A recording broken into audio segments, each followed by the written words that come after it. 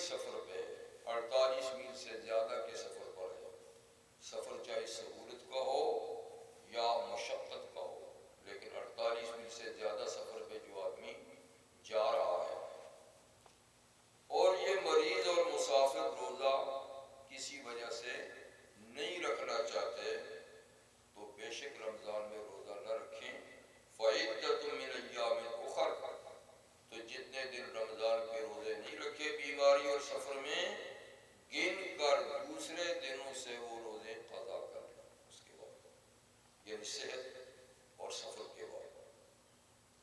وعلی الذین یطیقون فدیۃ طعام مسکین، اور ان لوگوں پر جو صاحب استطاعت ہیں، طاقت رکھتے ہیں، مالدار ہیں اور روزہ نہیں رکھنا چاہتے، تو اپنے روزے کے بدلے میں ایک مسکین کو 2 وقت کھانا کھلا دیا کریں. لیکن یہ حکم اب نہیں رہا. یہ شروع اسلام میں تھا کہ مالدار لوگ اگر روزہ نہیں رکھتے تو غریب کو 2 وقت کھانا دیں. اس لیے کہ اس زمانے میں غربت بہت زیادہ تھی، تو زیادہ سے زیادہ غریب پروری کا خیال کیا جاتا تھا، تو اس لیے مالداروں کو یہ رعایت دی تھی تاکہ غریب پروری ہو سکے. لیکن بعد کی آیت جو دوسری ہے، من شہد منکم الشہر فلیصم، اس سے یہ حکم اب ختم ہو گیا.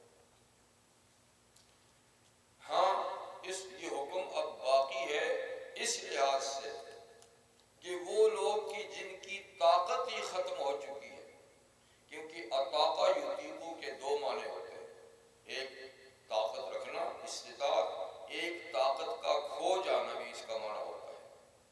تو اس لحاظ سے معنی اب بھی ٹھیک ہے کہ وہ لوگ جو مسلوبت طاقت ہے، جن کی طاقت ختم ہو چکی ہے کسی بیماری کی وجہ سے، اور اب طاقت آنے کی کوئی امید نہیں، اور مسلسل ان کو طاقت بحال کرنے کے لیے کچھ نہ کچھ دن کو کھانا پڑتا ہے، ورنہ موت واقع ہو سکتی ہے.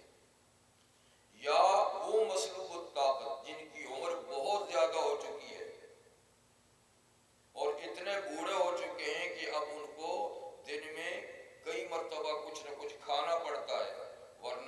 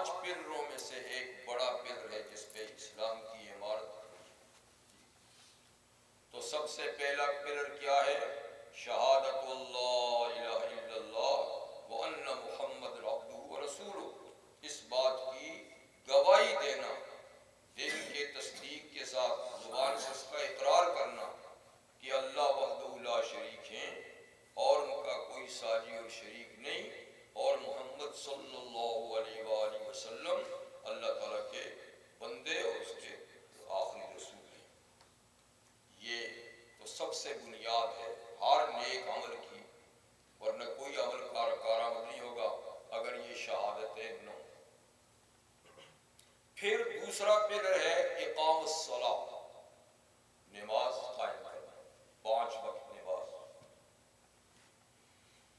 اور تیسرا ہے زکوٰۃ.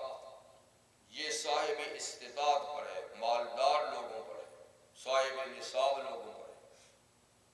اور چوتھا رمضان المبارک کے مہینے کا روزہ، یہ تقریباً سبھی مسلمانوں کا.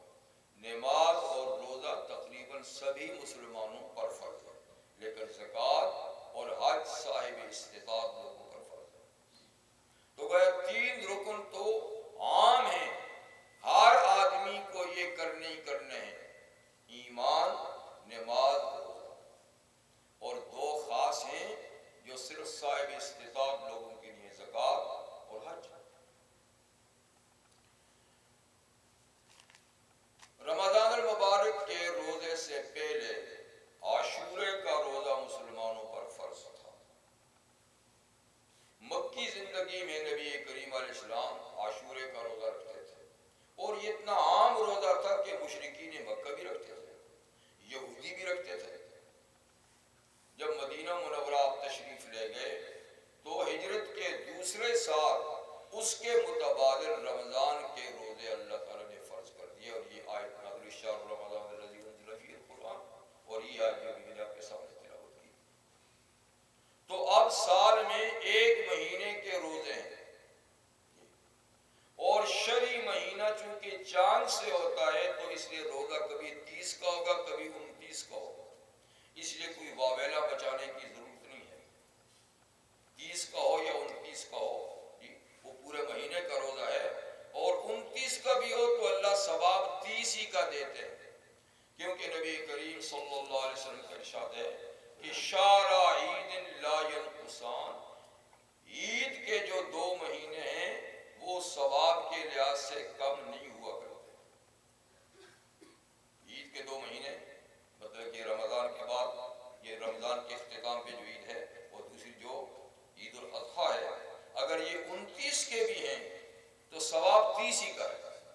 یہ کبھی ثواب کے لحاظ سے کم نہیں ہے. تو رمضان کے مہینے کے روزے فرض ہو گئے سن 2 ہجری میں. تو روزوں کی فرضیت اور نماز کی فرضیت کے لیے شرط کیا ہے کہ آدمی مسلمان ہو. غیر مسلم روزہ رکھے گا تو کوئی اعتبار نہیں، اسلام شرط ہے. اور دوسرا یہ کہ عاقل ہو. دیوانے اور پاگلوں پر جو سمجھ ہی نہیں رکھتے، شعور ہی نہیں رکھتے، روزہ فرض نہیں، نہ نماز فرض ہے، نہ کوئی، یہ وہ غیر مکلف ہے، اللہ کا کوئی قانون ان پہ لاگو نہیں ہوتا، جو سمجھ ہی نہیں رکھتے. اور بالغ ہو. نابالغ پہ بھی نماز یا روزہ فرض نہیں، بلکہ وہ اللہ تعالیٰ کے کسی اور قانون کا بھی مکلف نہیں ہوتا. تو مطلب اس کو عادت ڈالنے کے لیے تو نماز بھی پڑھائی جائے، روزہ بھی رکھوایا جائے، لیکن وہ نفلی ہوگا کیونکہ اس پر فرض نہیں. تو عاقل بالغ مسلمان پر رمضان المبارک کے روزے فرض ہیں. اللہ تعالیٰ نے جو بھی عبادات فرض کی ہیں از قسم نماز، روزہ یا زکوٰۃ یا حج، ایک تو ان کی ادائیگی اس لحاظ سے کی جائے کہ یہ اللہ کا حکم ہے، کوئی اس میں فائدہ ہے یا نہیں، قطع نظر فائدے سے خدا کا حکم سمجھ کے ان کو بجا لانا چاہیے. ٹھیک ہے، یعنی کسی فائدے کو پیش نظر رکھ کے نہیں کہ اس میں یہ فائدہ اس لیے میں کرتا ہوں، اس میں یہ فائدہ اس لیے کرتا ہوں، نماز اس لیے پڑھتا ہوں کہ اس میں یہ فوائد ہیں، روزہ اس لیے رکھتا ہوں کہ اس میں یہ فوائد ہیں. نہیں، فوائد ہوں یا نہ ہوں، عبادت کے انجام دینے کا مطلب کیا ہے کہ یہ اللہ کا حکم ہے. لیکن چونکہ اللہ تعالیٰ حکیم ہے، اللہ تعالیٰ کی ایک صفت حکیم، حکمت والا، تو اس لیے اللہ کا کوئی حکم بھی حکمت سے خالی نہیں، کوئی حکم بھی فائدے سے خالی نہیں. اور اللہ تعالیٰ کے مقرر کردہ ہر حکم میں ایک نہیں بے شمار فوائد ہیں. کچھ فوائد تو ایسے ہیں جو بالکل عام اور کھلے ہیں، معمولی سوچ اور سمجھ سے اور توجہ سے آدمی ان فوائد کو سمجھ سکتا ہے، لیکن کچھ فوائد عبادات کے اتنے دقیق اور باریک ہیں کہ ہر آدمی ان کو نہیں سمجھ سکتا۔ اس لیے جتنی بات سمجھ میں آئے فائدہ اس کو سمجھ لیں۔ اس لیے کہ جب آدمی کسی چیز کا فائدہ بھی سمجھتا ہے نا تو پھر اچھی دل لگی سے کرتا ہے۔ تو یہ نہیں کہ ہم فائدہ نہ سمجھیں، فوائد بھی سمجھیں کہ عبادات میں اللہ تعالیٰ نے کیا اخروی فوائد رکھے ہیں، ان عبادات کا کیا اللہ نے اجر و ثواب رکھا ہے، اور کیا اس کے مادی فوائد ہیں، کیا اس کے جسمانی فوائد ہیں، کیا اس کے روحانی فوائد ہیں۔ بے شک ان کو بھی پیش نظر رکھ کے عبادت کرنی چاہیے، لیکن کریں اس لیے کہ خدا کا حکم ہے۔ کچھ فوائد عبادات کے ایسے ہیں جو اللہ نے خود ہی بیان کر دیے ہیں، خود ہی بیان کر دیے، سو وہ فائدہ تو اس عبادت کے اندر یقینی ہے جو اللہ نے خود بیان کر دیا۔ یا کسی عبادت کا فائدہ سرور کونین صلی اللہ علیہ وسلم نے بیان فرما دیا، وہ تو ایک یقینی بات ہے کہ اس عبادت میں وہ فائدہ ہے۔ اس کے بعد اہل علم، اہل تقویٰ اگر کوئی فوائد بیان کرتے ہیں تو ہم یقینی بات تو نہیں سمجھ سکتے کہ وہ وہی ہوں گے یا نہ ہوں گے، لیکن بہرحال وہ بھی ایک طرح کے فوائد ہیں۔ تو اللہ تعالیٰ نے یہاں روزے کی عبادت کا ایک فائدہ بیان فرمایا کہ لعلکم تتقون، روزہ اس لیے فرض کیا ہے کہ تم میں تقویٰ پیدا ہو جائے۔ تقویٰ کا لغوی معنی ہے بچنا، یعنی تمہارے دل میں ایک ایسا احساس پیدا ہو جائے جس سے تم اللہ کے ناراضگی کے کاموں سے بچو اور اللہ کی رضا والے کام کرو۔ تو دل میں یہ احساس پیدا ہو جائے تو اس کا نام ہوتا ہے تقویٰ، اور یہ ہے روح اسلام۔ اسلام کے سارے کاموں کا خلاصہ اور تقویٰ کیا ہے؟ بس یہی جذبہ پیدا ہونا کہ وہ کام کرنا ہے جس میں اللہ کی رضا ہے، وہ کام نہیں کرنا جس سے اللہ ناراض ہو۔ تو یہ روح ہے ہر عبادت کی۔ تو روزے کی روح بھی اللہ نے یہی بیان فرمائی کہ لعلکم تتقون۔ اب تو یہ کہے کہ روزے کی روح تقویٰ ہے تو اب نماز پڑھنے کی کیا ضرورت ہے؟ چلو روزے سے یہ روح حاصل کر لیں گے، حج کرنے کی کیا ضرورت ہے، تلاوت کی کیا ضرورت ہے، ذکر کی کیا ضرورت ہے، اور امور خیر انجام دینے کی کیا ضرورت ہے؟ بس روزے پہ روزے رکھے جاؤ، یہ تقوی تو حاصل کرنا ہے۔ لیکن یہ بات یاد رکھیے گا کہ ہر عبادت جو ہے،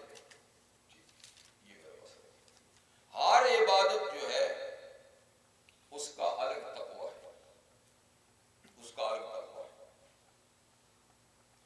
جو تقوی روزے سے پیدا ہوگا وہ نماز سے نہیں، جو نماز سے پیدا ہوتا ہے وہ روزے سے نہیں، جو زکوٰۃ سے پیدا ہوتا ہے وہ حج سے نہیں، جو حج سے پیدا ہوتا ہے وہ زکوٰۃ سے نہیں، جو تلاوت سے ہوتا ہے وہ ذکر سے نہیں، جو ذکر سے ہوتا ہے وہ تلاوت سے نہیں۔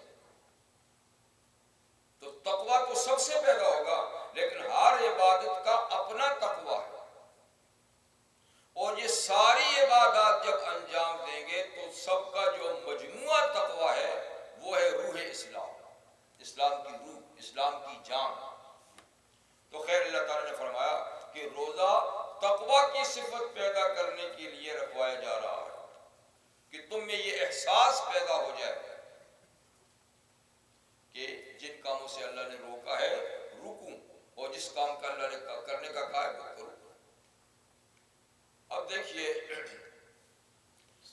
یہ خیال، کوئی بھی جب آدمی عبادت کرتا ہے تو خیال دل میں پیدا ہوتا ہے کہ میں اللہ کی عبادت کرتا ہوں، اور اللہ وہ ذات ہے جو گناہوں سے ناراض ہوتا ہے، نیکیوں پہ راضی ہوتا ہے۔ اب جب بھی کوئی نیکی کریں گے تو فوراً یہ خیال پیدا ہوگا، بلکہ آپ یہ خیال پیدا کیا کریں کہ یہ کام اس لیے کرتا ہوں کہ یہ نیکی کا ہے، اور اللہ نیکی پہ خوش ہوتے ہیں، گناہ سے ناراض ہوتے ہیں۔ تو اس کا یہ فائدہ ہوگا کہ نیکی کے بعد کبھی گناہ کا داعی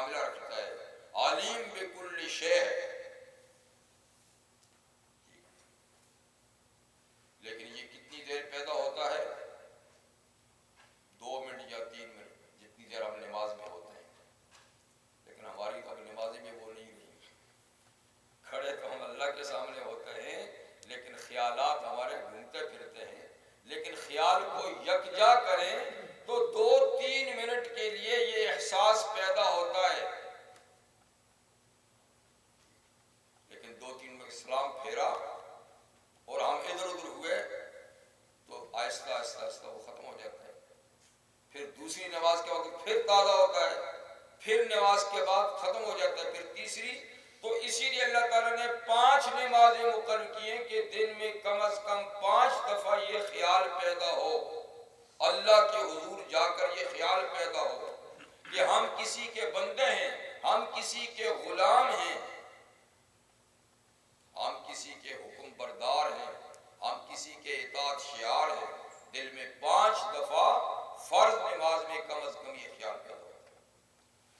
لیکن چونکہ نمازوں کے درمیان وقفہ ہے تو پھر آدمی جب دوسرے کام میں مصروف ہو گیا تو وہ خیال چلا جاتا ہے، پھر تازہ کرنا پڑتا ہے، پھر تازہ کرنا پڑتا ہے.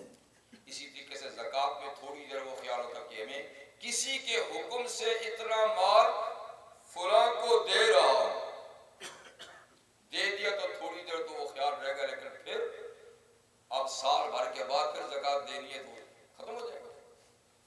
حج میں مخصوص لباس آدمی پہنتا ہے اور کچھ پابندیاں ہوتی ہیں اس میں بھی، جیسے روزے میں پابندی ہے، کچھ جائز کاموں کی پابندی ہو جاتی ہے احرام کی حالت میں، تو خیال رہتا ہے 2 دن 3 دن 4 دن جب تک احرام میں ہوتا ہے کہ میں کسی کے ماتحت ہوں، کسی کا حکم بردار ہوں، اور کسی کے حکم سے یہ میں نے سب راحت اور آرام قربان کی ہے، پیسہ خرچ کیا ہے، لباس بدلا ہے. لیکن یہ 2 4 5 دن کے بعد جب حج یا عمرہ ختم ہوا تو رفتہ رفتہ یہ جذبہ بھی. تو مقصد یہ ہے کہ ہر عبادت کی انجام دہی کے وقت احساس بیدار ہو جاتا ہے، لیکن جو ہی عبادت ختم ہوئی تو پھر وہ آہستہ آہستہ جذبہ ٹھنڈا ہو جاتا ہے، دوسرے جذبات پیدا ہو جاتے ہیں. اس لحاظ سے تقویٰ مضبوط کرنے کے لیے اگر کوئی خاص عبادت ہے تو پھر وہ روزہ ہے، وہ روزہ ہے. اس لیے کہ روزے کی عبادت میں یہ خیال کئی گھنٹوں تک رہتا ہے. جب آپ صبح صادق سے لے کر غروب آفتاب تک اللہ کے حکم کی پابندی کر کے کچھ جائز چیزیں چھوڑتا ہے تو وہ ذرا غور کرے کہ اللہ تعالیٰ کے حکم سے میں نے حلال چیزیں چھوڑی ہیں صبح صادق سے مغرب تک، تو اسے سوچنا چاہیے کہ جن چیزوں کو اللہ تعالیٰ نے ہمیشہ ہمیشہ کے لیے حرام قرار دیا ہے اس کو تو بطریق اولا ہی چھوڑنا چاہیے. جب اس کا حکم مان کر حلال چیزیں میں نے 12 14 گھنٹے 16 گھنٹے کے لیے چھوڑی ہیں تو جن کو ہمیشہ کے لیے اللہ نے حرام قرار دیا ہے وہ تو بطریق اولا ہی مجھے چھوڑنی چاہیے. زنا چھوڑنا چاہیے، چوری ڈکیتی چھوڑنی چاہیے، فراڈ مجھے چھوڑنا چاہیے، جھوٹ بولنا چھوڑنا چاہیے، غیبت بہتان تراضی طعن و تشریح مجھے چھوڑنے چاہیے. یعنی ہر گناہ جسے اللہ تعالیٰ نے 24 گھنٹے حرام قرار دیا ہے اور 12 مہینے حرام قرار دیا ہے، مدت العمر حرام قرار دیا ہے، تو اس کو مجھے چھوڑنا چاہیے. جبکہ اس کے کہنے سے میں یہ حلال چیزیں اتنے گھنٹوں کے لیے چھوڑ رہا ہوں. تو اب یہ خیال دیکھیے نا، 5 منٹ کی بات نہیں ہے، 5 دن کی بات نہیں ہے، چند لمحے کی بات نہیں ہے، روزانہ 16 گھنٹے اور پھر 30 دن تک یا 29 دن تک. تو یہ کتنی بڑی مشق ہے ہر گناہ کو چھڑانے کی اور تقویٰ پیدا کرنے کی. لیکن کوئی اس کو سوچے تو صحیح. اسی لیے فرمایا کہ لعلکم تتقون، روزے مشکل تو ضرور ہیں لیکن یہ تمہیں پاک صاف بنا دیں گے، تم میں احساس گناہ پیدا کر دیں گے، گناہ کا احساس اور نیکی کا احساس پیدا کر دیں گے اور تم میں تقویٰ پیدا ہو جائے گا. تو اس لیے اللہ تعالیٰ نے لعلکم تتقون. تو یہ ایک فائدہ نہ سمجھیے، آپ سمجھے کہ یہ کتنے ہی فوائد ہیں کہ اس جذبے سے نیکی کے جذبات پیدا ہوں گے، گناہوں کے جذبات ٹھنڈے ہوں گے تو زندگی کتنی پاک صاف ہو جائے گی. تو اس لحاظ سے روزہ منफरिद इबादत है, और जो तकवा इससे हासिल हो सकता है वो किसी दूसरी इबादत से हासिल नहीं हो सकता। इसी सिलसिले में मैंने सरवर कौनैन सल्लल्लाहु अलैहि वसल्लम का ये इरशाद गिरामी आपके सामने पढ़ा, और अब इसकी थोड़ी सी तशरीह करता हूँ। अन अबी हुरैरा रज़ियल्लाहु ताला, अबू हुरैरा रज़ियल्लाहु ताला अन्हु इरशाद फरमाते हैं नबी करीम सल्लल्लाहु अलैहि वसल्लम से कि आपने इरशाद फरमाया, कुल्लु अमल इब्ने आदम लहू, इंसान का हर अमल उसी का है। वो नमाज अपने लिए पढ़ता है, वो हज अपने लिए करता है, उम्रा अपने लिए करता है, ज़कात सदक़ात अपने लिए देता है, तिलावत ज़िक्र अस्कार अपने लिए करता है जी, लोगों की खिदमत अपने लिए करता है। यानी सब आमाल का फायदा किसको जाएगा? उसी को जाएगा। और फिर हर नेकी जो अपने लिए करता है, नेकी एक करता है, और अल हसनतु बिअशरि अमसालिहा अला सबअमिअति ज़ैफ़िन, अल्लाह ने अपनी मेहरबानी से नेकी का कानून ये मुकर्रर किया है कि एक नेकी का सवाब 10 नेकियों के बराबर देते हैं, और ये कम से कम यहाँ से सवाब स्टार्ट होता है, शुरू होता है इला सबअमिअति ज़ैफ़िन, और ये सवाब चलते चलते 700 गुना तक जाता है। 700, एक नेकी का सवाब 10 गुना से लेकर 700 गुना तक जाता है, और फिर कभी उससे भी आगे बढ़ता है। वल्लाहु वासिउन अलीम। तो देखिए अल्लाह ताला के यहाँ नेकी का कितना मकाम है, एक नेकी का कितना मकाम है कि वो अल्लाह के यहाँ अगर कबूल हो जाए तो वो एक नहीं, जैसे आपने 10 नेकियां की कम से कम, और जितने खुलूस से की, जितने प्यार से की, जितने अच्छे तरीके से अदा की, तो फिर चलते चलते 700 तक एक नेकी का सवाब अल्लाह ताला अता फरमाते हैं, और फिर सिलसिला इससे भी आगे बढ़ जाता है। ये तो आम नेकियों के अजर व सवाब का कायदा और कानून है। इसको अल्लाह ताला ने सूरह अनाम में भी बयान फरमाया, मन जा बिल हसनति फलहु अशरु अमसालिहा, जो एक नेकी मेरे पास लेकर आया उसको 10 गुना 10 नेकियों के बराबर सवाब मिलेगा। लेकिन जो एक नेकी लाया, बचा कर लाया, गवा नहीं दी, नेकी गवाई नहीं है, बचाई। बदकिस्मती से आज हम में जो लोग किसी कदर नेकी करते हैं वो बचाते नहीं, और वो उसके अलावा ऐसे कोई काम कर लेते हैं कि उसकी नेकी जाया हो जाती है, किसी और के खाते में पड़ जाती है। गोया वो अपने लिए नहीं करते, किसी और के लिए करते हैं। किसी की गीबत की, किसी पे बोहतान इल्जाम लगाया, किसी को मारा पीटा, किसी की और हक तलफी की, तो ये हुकूक में सारी नेकियां तो वो ले जाएगा, हमारे यहाँ क्या रहेगा। तो इसलिए फरमाया कि 10 नेकियों से लेकर 700 गुना तक सवाब होगा, लेकिन शर्त यह है कि वो बचा के अल्लाह के पास ले गए। अल्लाह ताला ने इरशाद फरमाया है, इल्ला सियाम, मगर ये कानून रोजे के लिए नहीं है। रोजे की नेकी के लिए ये 10 गुना से 700 गुना वाला कानून नहीं है, ये इस कानून से मुस्तस्ना नेकी है। तो क्या है? फ़इन्नहु ली व अना अज्ज़ी बिही, इसलिए कि रोजा बंदे का नहीं मेरा है, बाकी नेकियां बंदे की हैं, उसका सवाब मैंने इतने से इतने तक मुकर्रर किया है, पर रोजा इससे इसलिए मुस्तस्ना है कि वो उसका है नहीं, वो तो मेरा है। और फरमाया अना अज्ज़ी बिही, और मैं ही अपने दस्ते खास से उसका बदला दूंगा। दूसरी नेकियों का बदला दूसरे जराए से दिया जाएगा, फरिश्तों के जरिए से दिला दिया जाएगा, लेकिन खास जो रोजा है इसका बदला मैं अपने दस्ते मुबारक से दूंगा, अपने हाथ से दूंगा।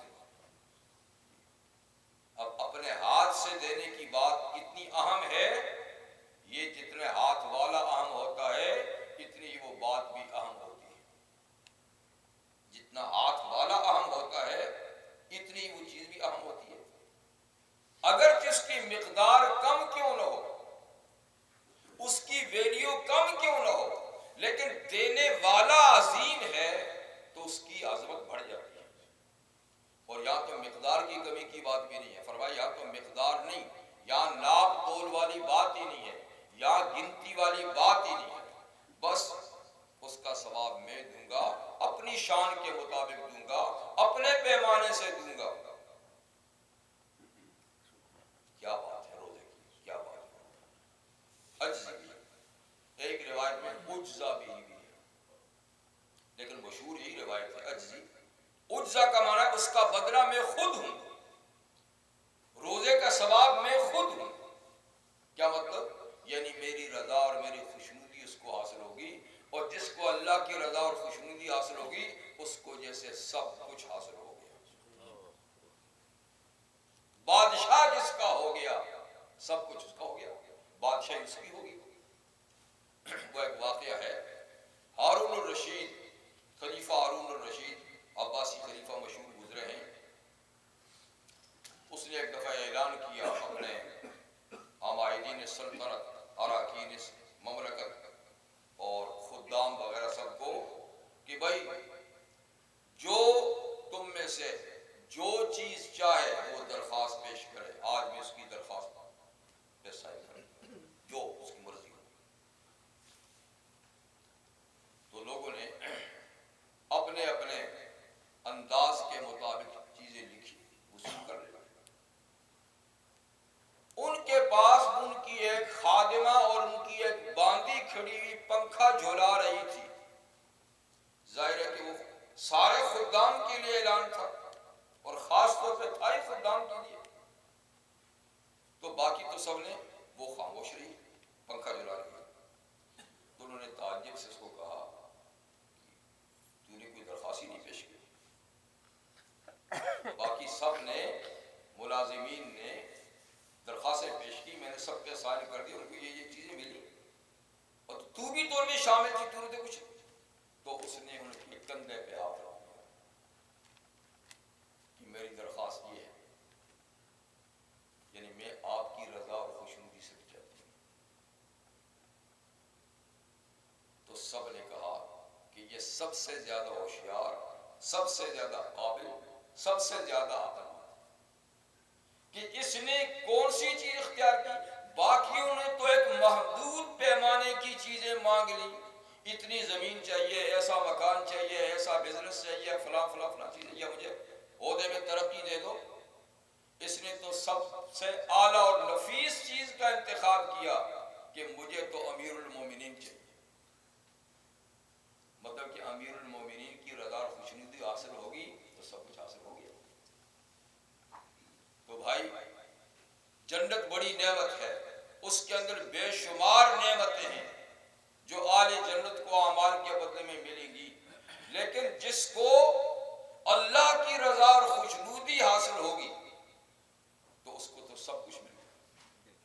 اگرچہ رضا جنتیوں کو رضا اور خوشنودی تو حاصل ہوگی اور آخر میں اللہ تعالیٰ اس کا اعلان فرمائیں گے، لیکن روزہ ایک ایسی عبادت ہے کہ شروع سے یہ اللہ کی رضا اور خوشنودی کا ذریعہ ہے.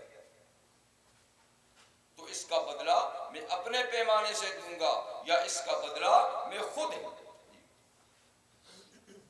اس کی وجہ بھی اللہ تعالیٰ نے بتا دی کہ روزہ میرا کیوں ہے. حالانکہ نماز بھی تو اللہ کی ہے، باقی سارے کام بھی تو اللہ ہی کے لیے بندہ انجام دیتا ہے. تو اس کو اپنا کیوں کہا، اس کی وجہ بھی اللہ بتاتے ہیں. اِنَّهُ تَرَكَ شَهْوَتَهُ وَطَعَامَهُ وَشَرَابَهُ مِنْ أَجْلِي، اس لیے کہ میرا یہ بندہ اپنی مرغوب ترین، پسندیدہ ترین چیزیں جن پر اس کی جبلت ہے، جن پر اس کی فطرت ہے، جو اس کی فطرت میں جن کی محبت اور پسندیدگی ڈال دی گئی ہے، جن کو وہ کسی صورت میں چھوڑ نہیں سکتا، وہ اس کی فطرت کا حصہ ہے، ان کو کئی گھنٹوں تک میری رضا کی خاطر چھوڑتا ہے. اِنَّهُ تَرَكَ شَهْوَتَهُ، اس میں جو شہوت کی قوت رکھی ہے، فطرتی قوت رکھی ہے، اور اس کو پورا کرنے کے لیے حلال ذریعہ بھی اس کے پاس موجود ہے،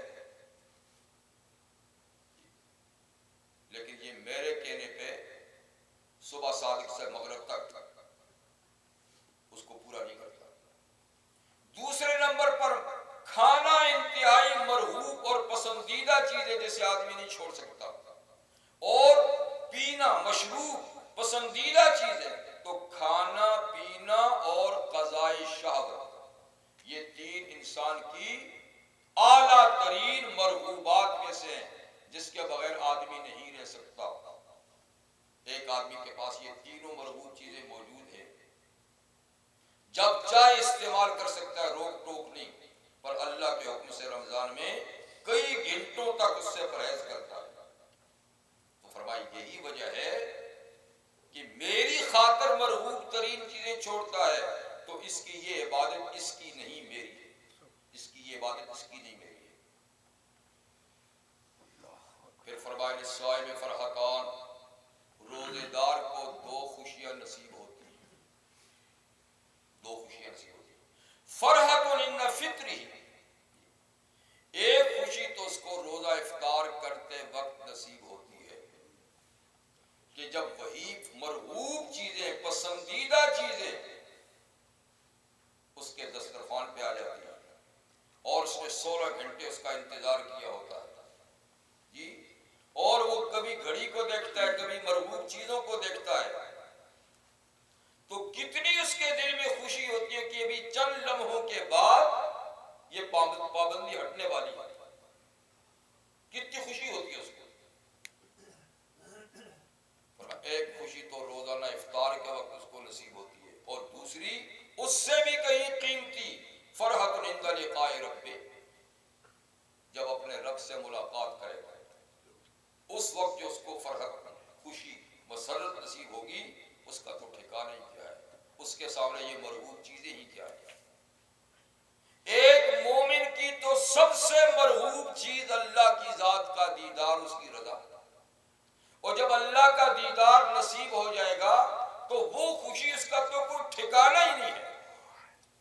لیکن دنیا میں یہ مرغوب چیزیں آدمی کو مل جائے اور پابندی ہٹ جائے تو بھی اس کی خوشی کا ٹھکانہ نہیں ہوتا. وَلَخَلُوفُ فَمِ الصَّائِمِ أَطْيَبُ عِندَ اللَّهِ مِن رِّيحِ الْمِسْكِ، فرمایا کہ روزہ رکھنے کے بعد روزے دار کے منہ سے معدے کے خالی ہونے کی ایک بھڑاس جو آتی ہے، ایک بو، دانتوں کی وجہ سے نہیں، معدے کی وجہ سے. اس لیے دانتوں کو آپ رمضان میں برش کر سکتے ہیں، مسواک ہر وقت صبح شام کر سکتے ہیں، دانتوں کی صفائی کرتے رہیں، اس میں کوئی پابندی نہیں ہے. یہ خلوف فم الصائم دانتوں کی نہیں، معدے کی. جب معدہ خالی ہوتا ہے تو اس سے ایک قسم کی بو آتی ہے، اس سے ایک بھڑاس نکلتی ہے منہ کی طرف سے.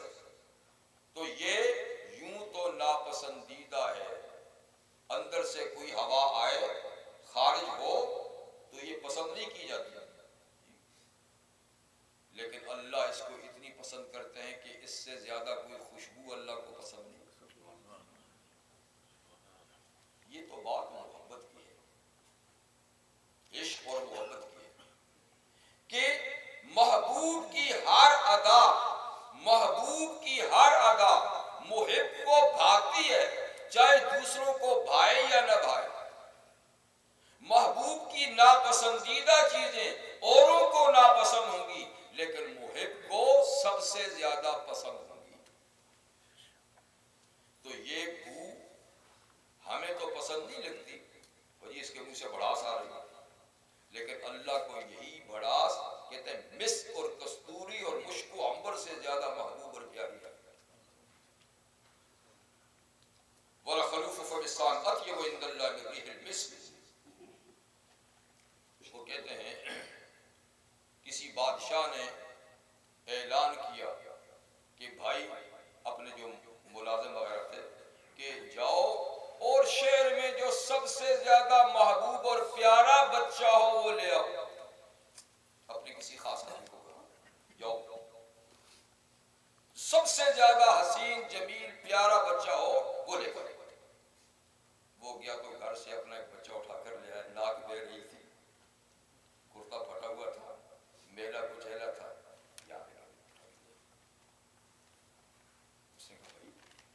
میں نے کہا تھا کہ شہر میں جو سب سے زیادہ حسین جمیل صاف ستھرا پیارا بچہ ہو وہ لے کر آؤ. یہ کیا لے کر آئے گا؟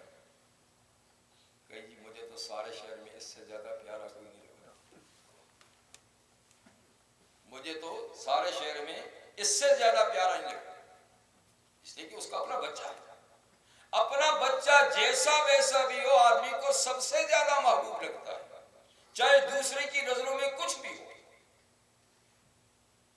اس لیے کہ وہ اس سے نسبت ہے، پیار ہے، محبت ہے، تبھی محبت ہے.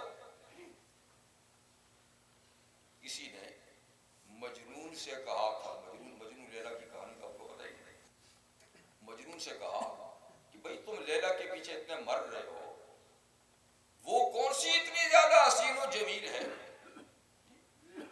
وہ تو سانولے رنگ کی ہے، اس میں تو کوئی ایسی جاذبیت اس کے حسن میں نہیں ہے، تم نے اس کے پیچھے اپنے آپ کو برباد کیا. تو کہتے ہیں مجنون نے اس کو کہا کہ تم اس کو میری نظر سے دیکھو، تم نے اپنی نظر سے دیکھا ہے، تم میری نظر سے دیکھو تو اس سے زیادہ کوئی حسن و جمال والی نہیں. تو بات یہ ہے نظر اپنی اپنی. تو اللہ کی نظر میں روزے دار کے منہ کی بدبو کستوری سے بھی زیادہ اہم ہے. تمہیں اچھی لگے نہ لگے، اس سے معلوم ہوا کہ روزے کی عبادت اللہ کو کتنی محبوب ہے. اس لیے نہیں کہ ہم صرف رمضان کا روزہ رکھیں، یہ تو فرض ہے، یہ تو رکھنا ہی رکھنا ہے، کثرت سے روزے رکھیں. رحمت للعالمین صلی اللہ علیہ وسلم فرماتے ہیں ان فی الجنت باب یسمى ریان، جنت کے 8 گیٹ ہیں، ایک کا نام ہے ریان. فرمایا اس سے صرف روزے دار داخل ہو، ان کے لیے کھلے گا، اور جب روزے دار چلے جائیں گے تو وہ بند ہو جائے گا، اس عام گزرگاہ نہیں. اس کا مطلب یہ نہیں ہے کہ صرف رمضان المبارک کے فرض روزہ رکھنے والے وہاں سے گزریں گے، یعنی جو کثرت سے روزہ رکھتے ہیں، فرضوں کے علاوہ نفل روزے بھی رکھتے ہیں، بڑی کثرت سے رکھتے ہیں، تو جو کثیر تعداد میں روزے رکھنے والے ہوں گے ان کا داخلہ ریان سے ہوگا. اور ریان کا معنی کیا ہے؟ تربت، کیونکہ یہ ہمیشہ خوش ہونٹوں میں رہا، پیاسا رہا، تو اللہ ایسے گیٹ سے داخل کریں گے کہ گیٹ سے داخلے سے ہی پیاس ساری ختم ہو جائے گی. گیٹ ہے اس کا معنی یہ کہ یہ تر ہے، تازہ ہے، یا خشکی کا نام نہیں.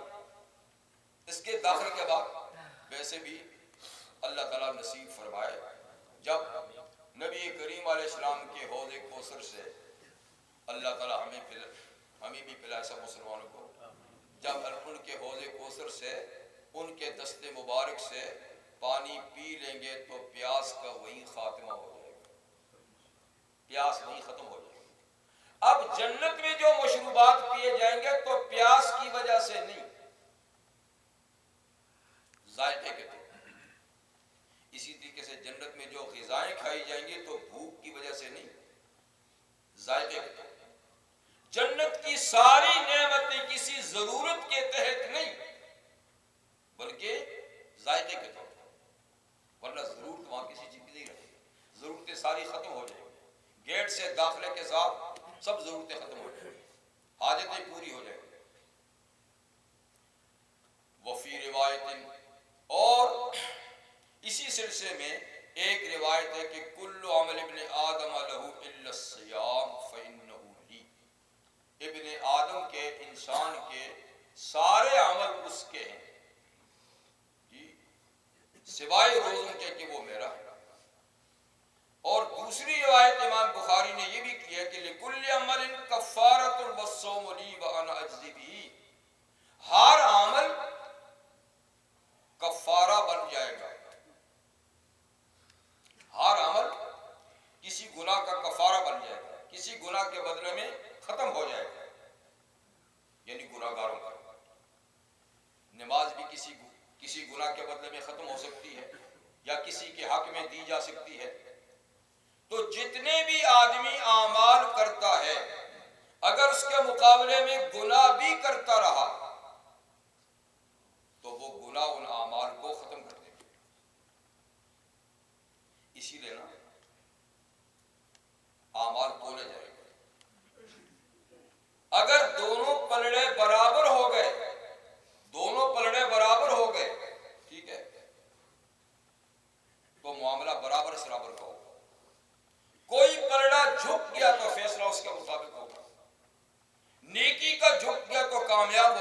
بدی کا جھک گیا تو ناکام ہو گیا، برابر ہو گئے تو آراف میں چلا جائے گا، ویٹنگ روم، اور کچھ ویٹنگ کے بعد پھر جنت میں چلا جائے گا۔ لیکن پلڑا اگر گناہ کا اوپر ہو نیچے ہو گیا نیکی کا، تو اس کا مطلب ہے کہ معاملہ خطرناک ہے۔ تو نیکیاں گناہوں کا کفارہ ہو کر ختم بھی ہو سکتی ہیں، برابر سرابر بھی ہو سکتی ہیں، لیکن فرمایا کہ روزہ اس سے مستثنا ہے، وہ کسی گناہ کا کفارہ نہیں بنے گا، اللہ بننے دیں گے۔ مشہور محدث امام سفیان بن عیینہ رحمہ اللہ فرماتے ہیں کہ یہ بہت اجود الحدیث ہے، ہر حدیث اجود ہے، لیکن ہم یعنی گناہگاروں کے حق میں یہ بڑی عمدہ، بڑی حوصلہ افزا حدیث ہے۔ اور فرماتے اس کا مطلب یہ ہے کہ قیامت کے دن عدل و انصاف کا دن ہوگا، اور اللہ تعالیٰ سب اصحاب حقوق کے حقوق دوسروں سے دلوائیں گے، اپنے حق معاف کر دیں یا اس کی سزا دینے کے بعد جنت میں بھیج دیں، لیکن جو بندوں کے حقوق ہیں وہ تو حشر کے میدان میں دلوا کے رہیں گے۔ یا بندہ معاف کرے، لیکن وہاں کس نے معاف کرنا؟ وہاں تو ایک چھوٹی چھوٹی نیکی کی بڑی ویلیو ہوگی، وہاں کس نے معاف کرنا؟ اسی لیے آقا صلی اللہ علیہ وسلم فرماتے ہیں کہ دنیا میں اپنے معاملات کی صفائی کر لو، کسی کا حق دینا ہے دے لو، معاف کرانا ہے کرا لو، معاملہ یہی کر دو، وہاں پھر کوئی لین دین بھی نہیں ہوگا اور معاف بھی کوئی نہیں کرے گا۔ اگر کسی کے حقوق ہوں گے تو اللہ تعالیٰ بندے سے کہے گا اس کا حق ادا کر، اللہ میرے پلے میں تو کچھ ہے ہی نہیں، کیا ادا کرنا؟ کچھ بھی۔ اللہ تعالیٰ پھر فرمائیں گے کہ نہیں، ادا کرنا پڑے گا، یہ عدل و انصاف کا دن ہے، تجھے اس کا حق دینا ہی پڑے گا، میرے پاس تو کچھ نہیں، کیا دیا؟ اللہ تعالیٰ پھر فرمائیں گے کہ نہیں، دیے بغیر چارہ نہیں، کہ یا اللہ میرے پاس تو ہے ہی کچھ نہیں۔ پھر اللہ تعالیٰ اس بندے سے کہیں گے اچھا تو اپنے حق کے بدلے میں اس کے پاس تو کچھ نہیں، اس کی نیکیوں میں سے اتنی نمازیں لے جا۔ یہ اللہ تعالیٰ خود ہے کہ اس کے حق میں کتنی نماز جا سکتی ہے، کتنی زکوٰۃ جا سکتی ہے، کتنے حج جا سکتے ہیں، کتنی اور، تو وہ لے جائے گا۔ اور یوں اور لوگ آئیں گے تو وہ بھی اپنے حقوق میں اس کی نیکیاں لے جائیں گے، تو لے جاتے جاتے فرمایا نیکیوں کا صفایا ہو جائے گا۔ لیکن بعض وہ ہوں گے کہ جن کے حقوق اب بھی لوگوں کے ہوں گے، کیا بنے گا؟ جو آج ہم سرداری چاہتے ہیں، ممبری چاہتے ہیں، وزارت چاہتے ہیں، صدارت چاہتے ہیں، اس کے لیے کتنے جتن کرتے ہیں، کتنی خون کی ندیاں بہاتے ہیں، کتنی عزتیں خراب کرتے ہیں، کتنی دولت خراب کرتے ہیں کہ یہ عہدہ، یہ منصب مل جائے، اور جب ملتا ہے تو پھر کس طریقے سے اس کو استعمال کرتے ہیں۔ اب یہ ایک بندے کا حق نہیں، جو صدر ہے کروڑوں لوگوں کے حقوق اس کے ذمہ ہیں، پوری پبلک کے حقوق ہیں، جو وزیر ہے، جو مشیر ہیں، جو حاکم ہیں، کتنے لوگوں کے حقوق ان کے ذمہ ہیں، اور وہ ان کے حقوق ضائع کیے جا رہے ہیں، تباہ کیے جا رہے ہیں۔ بتائیے کیا بنے گا؟ کیا بنے گا؟ کہاں سے دے گا؟ تو جو پلے نیکیوں کی تقسیم ہو جائیں گی، پھر اللہ فرمائیں گے اچھا اس کے پلے تو اب کوئی نیکی بھی نہیں، لہذا تم اپنے اتنے گناہ اپنے حق کے بدلے میں یہاں اس کے کھاتے میں ڈال دو، تم اتنے ڈال دو، تم اتنے ڈال دو، تو دیکھتے دیکھتے گناہوں کا پہاڑ بن جائے گا، نیکیاں ختم، گناہوں کا پہاڑ بن جائے گا، اور فرمائیں گے اس کے سر پہ رکھو یہ گناہوں کا پہاڑ، اس کو جہنم بھیج دو۔ تو بھائی یہ معاملہ اگر یہاں ختم نہ کیا گیا تو وہاں اس طریقے سے یہ نیکیاں چلی جائیں گی۔ لیکن سفیان ابن عیینہ فرماتے ہیں، اللہ فرماتے ہیں باقی ساری نیکیاں تمہیں تقسیم کر دوں گا، لیکن روزے کی نیکی کسی کو نہیں دوں گا۔ روزہ بچت ہے، یہ سیونگ ہے، یہ نہیں کسی کے حق میں دوں گا۔ یا اللہ حق والے ہیں، اس کے پلے کچھ نہیں ہے سوائے روزے کے، آپ روزہ نہیں دیتے تو حق کیسے ادا کریں گے؟ تو امام فرماتے ہیں اللہ اپنے جیب سے حق ادا کرتے ہیں۔ جیب کا لفظ میں ایسے استعمال کرتا ہوں، اپنے پاس سے روزے کے بدلے میں جتنا بنتا ہے اپنے پاس سے صاحب حق کو دے دیں گے کہ یہ لے اور جا، روزہ نہیں دوں گا، یہ میرا، اس کا ہے نہیں۔ اس کا ہوتا تو یہ بھی تجھے حق میں دے دیتا، چونکہ یہ میرا ہے، یہ میں نہیں دیتا، اس کے بدلے میں وہ حق تجھے میں اپنے پاس سے دیتا ہوں۔ اس نے فرمایا روزہ تو بچت ہے ہی ہے، اس لیے زیادہ سے زیادہ روزے رکھو، یہ زیادہ سے زیادہ بچت ہے، اور کچھ رہے نہ رہے پھر اللہ تعالیٰ اسی عمل کے بدلے میں پہنچا دیں گے۔ تو یہ کفارہ نہیں بنے گا، مطلب یہ کفارہ نہیں بنے گا۔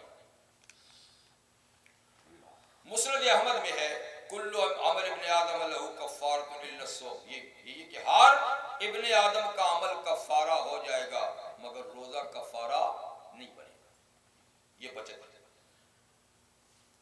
عبداللہ ابن عمر رضی اللہ عنہ فرماتے ہیں الصیام للہ، روزے فقط اللہ کے ہیں۔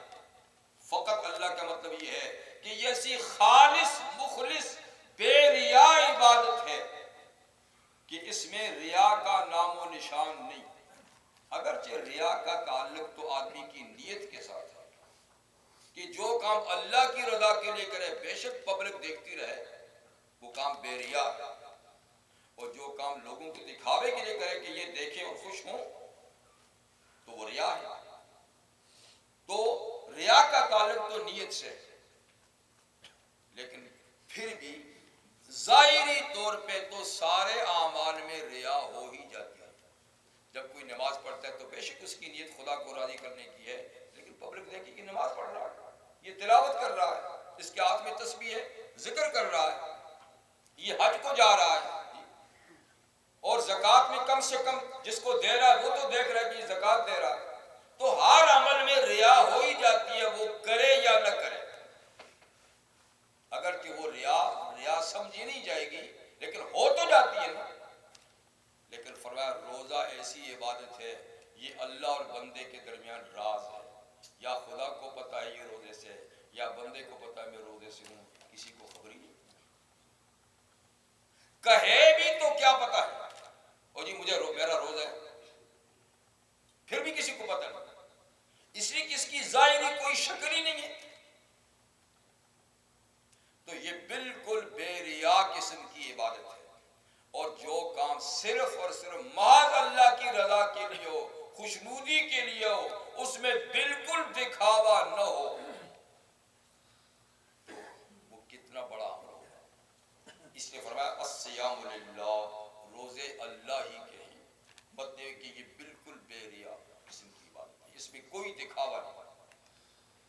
اسی لیے لا یعلم ثواب عمل الا اللہ عز وجل، روزے کے ثواب اللہ بزرگ و برتر کے سوا کوئی نہیں جانتا کہ کتنا ثواب ہوگا، کیونکہ انہوں نے کہہ دیا کہ میں اپنے ہاتھ سے دوں گا، تو اس کی مقدار اللہ کے بغیر کوئی نہیں جانتا۔ تو اللہ تعالیٰ کی توفیق سے رمضان المبارک کے مہینہ شروع ہے، اور بحمدللہ مسلمان اس کے اندر روزہ رکھ رہے ہیں، اور اتنی عظیم الشان عبادت کو انجام دے رہے ہیں۔ اللہ تعالیٰ ہمیں توفیق عطا فرمائے کہ باقی ایام بھی خوش اسلوبی کے ساتھ اللہ کی رضا کی خاطر اس کی یہ عبادت ہم مکمل کریں، جو کر چکے ہیں اللہ تعالیٰ اس کو قبول فرمائیں، اور جو روزے کا مقصد اللہ کے نظر میں ہے اللہ تعالیٰ وہ فوائد اور وہ مقاصد روزے کے ذریعے سے پورا کرنے کی بھی ہمیں توفیق عطا فرمائے، کہ ہم میں صفت تقویٰ پیدا ہو، ہم میں یہ شعور پیدا ہو، ہم میں یہ احساس پیدا ہو کہ ہم نے روٹی پانی کھانے کی چیزیں، حلال چیزیں، جائز چیزیں، نفیس چیزیں اللہ کے حکم سے صبح سے مغرب تک چھوڑی ہیں، ایک وقت تک چھوڑی ہیں، تو اللہ یہ احساس ہر وقت بیدار رکھے کہ جن چیزوں کو خدا نے ہمیشہ کے لیے حرام کیا ہے، ناجائز قرار دیا ہے، ان کے قریب جانے سے منع کیا ہے، تو اللہ روزے کی برکت سے یہ احساس ہمارا ہمیشہ قائم رکھے کہ ہم کسی گناہ کے قریب نہ جائیں۔ رحمت للعالمین صلی اللہ علیہ وسلم نے روزے کے مقاصد میں سے ایک مقصد یہ بتایا ہے کہ من لم یدع قول الزور والعمل به فلیس للہ حاجۃ فی ان یدع طعامہ و شرابہ، اور کما قال النبی صلی اللہ علیہ وسلم کہ جو شخص روزہ رکھ کر بھی جھوٹ بولتا ہے، جھوٹی باتوں پہ عمل کرتا ہے، تو وہ سمجھ لے کہ اللہ کو اس کے اس روزے کی کوئی ضرورت نہیں ہے کہ اس نے کھانا پینا چھوڑا۔ کیا مطلب؟ یعنی اللہ تعالیٰ کھانا پینا چھوڑا کر ہر بری عادت، بری خصلت سے روکنا چاہتے ہیں۔ جو روزہ رکھ کر بھی بری عادات، بری خصلتوں، برے اخلاقیات سے نہیں بچتا تو اس کا روزہ کیا مقصد رکھتا ہے؟ تو گویا یہ ایک مشق ہے گناہوں سے بچانے کی۔